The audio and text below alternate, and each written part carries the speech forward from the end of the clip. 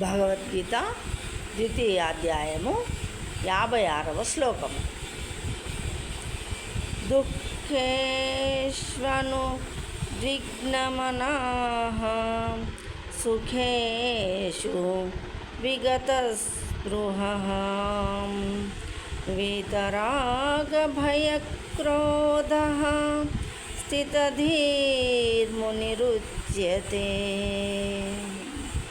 దుఃఖేషు 3 రకముల దుఃఖములయందు అనుద్విగ్న మనాః కలత పొందని మనస్సు గలవాడు, సుఖేషు సుఖములయందు, విగత స్పృహ కోరిక లేనివాడు, వీత లేనివాడు, రాగ ఆసక్తియు, భయమును, క్రోధ కోపమును, స్థితదేహి స్థిరమైన మనస్సు గల, ముని ఉచ్యతే చెప్పబడును.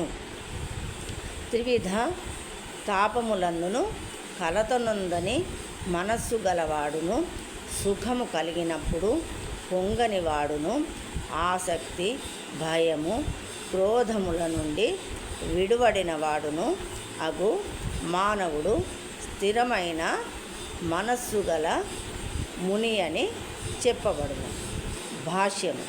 ముని అను పదమునకు ఒక స్థిరమైన నిర్ణయమునకు రాకుండా మానసిక కల్పనలతో అనేక విధములుగా మనస్సును కలతపెట్టువాడని అర్థము. ప్రతి మునికి కూడా ఒక ప్రత్యేక దృక్కోణము యుండును. ఒక ముని ఇతర మునులకు భిన్నముగా ఉండనిచో వాస్తవ అర్థములో అతడు ముని అని పిలువబడుటకు అర్హుడు కాజాలడు. నచాసౌ ఋషిర్యస్య మతం న భిన్నం. మహాభారతము వనపర్వము 3:13, 1:17. కానీ భగవానుడు ఇక్కడ తెలిపిన స్థితధీర్ముని సామాన్య మునుల కంటే భిన్నుడు. అట్టి స్థితధీర్ముని మనోకల్పిత భావములనన్నింటినీ త్యజించుటచే సదా కృష్ణ చైతన్యమునందుండును.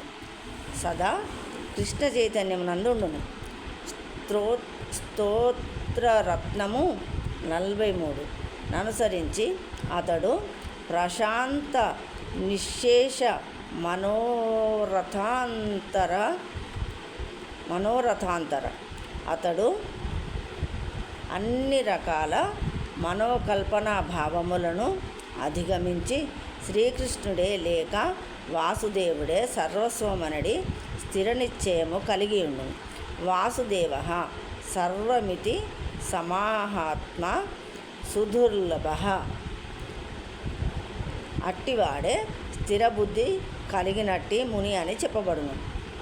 అట్టి సంపూర్ణ కృష్ణ చైతన్యవంతుడైన వ్యక్తి త్రివిధ తాపములందును ఎట్టి కలతనుందడు.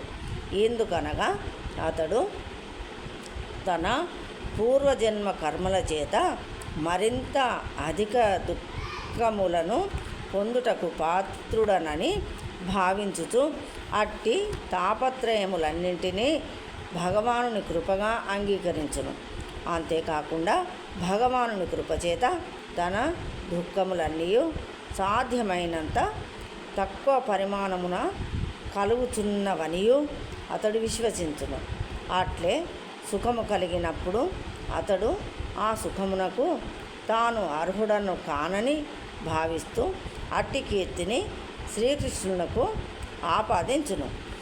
అతడు భగవానుని కృపచేతనే తానట్టి అనుకూల సుఖ వాతావరణమునందు నిలిచి భగవానునికి చక్కటి సేవను అందించగలుగుతున్నానని గ్రహింపగలుగును.